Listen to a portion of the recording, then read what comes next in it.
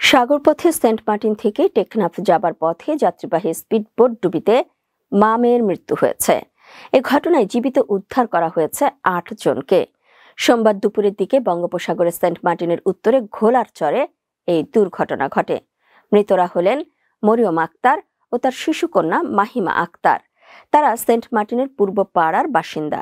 এসব তথ্য নিশ্চিত করেন টেকনাফ থানার পরিদর্শক আবু জায়েদ মোহাম্মদ নূর।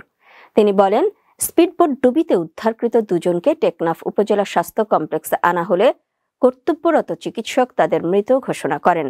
এদিকে কোস্টগার্ড জানায়, সকাল 10টায় সেন্ট মার্টিন থেকে একটি স্পিডবোট 10 জন যাত্রী নিয়ে টেকনাফের উদ্দেশ্যে রওনা হয়। এই স্পিডবোটের সঙ্গে আরও একটি স্পিডবোট ছিল।